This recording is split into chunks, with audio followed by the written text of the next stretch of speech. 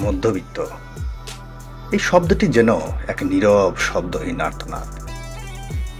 সমাজের কেন্দ্রবিন্দু থেকেও যাদের অস্তিত্ব যেন ছায়ার মতো থাকে, কিন্তু ঠিক ধরা যায় না।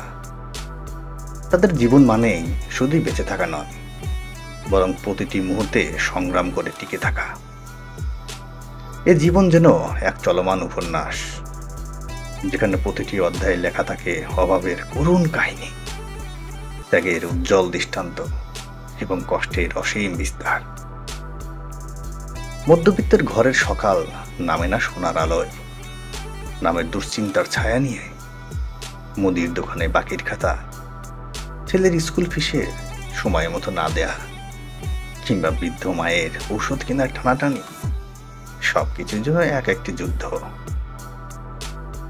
অথচ মুখে হাসি ধরে রাখা, সব ঠিক আছে বলে আত্মীয়ের সামনে গাজর করে দাঁড়িয়ে থাকা, এজন্য এক অনন্ত অভিনয়, যার মঞ্চ জীবন আর দর্শক পুরো সমাজ।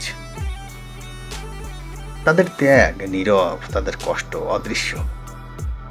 সন্তানের নতুন জামার বদলে পুরনো শাড়ি পরে উৎসব পার করে দেয় মা, কিংবা নিজের স্বপ্ন বিসর্জন দিয়ে সন্তানের ভবিষ্যৎ গড়ে তোলে বাবা। এইসব গল্প কেবল মধ্যবিত্তের ঘরেই লেখা হয়। এরা শিখে নিয়েছে নিজের চাওয়াগুলোকে গলা টিপে মারতে, শুধু যেন সংসারের চাকা ঘুরে চলে। অভাব তাদের নিত্য সঙ্গী, কিন্তু সে অভাব শুধু টাকার নয়, আবেগের, সময়ের, স্বপ্নের।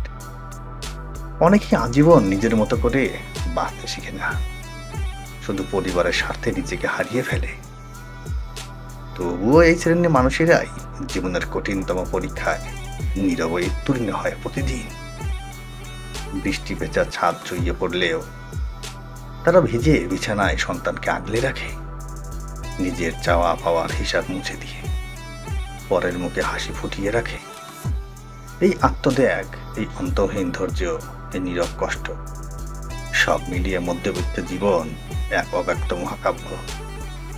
এর জীবনে নেই বড় কোনো অর্জনের গর্ব, নেই আলো ঝলমলে জয় জয়কার, কিন্তু আছে অবিচল থাকা, আছে বুক ভরা আশার দীপ্ত আলো, আর আছে জীবনের গভীরতম স্তর থেকে উঠে আসা এক নির্মল নির্লভ ভালোবাসা। মধ্যবিত্তের জীবন তাই শুধু কষ্টের গল্প নয়, এক অনবদ্য সাহসের কবিতা।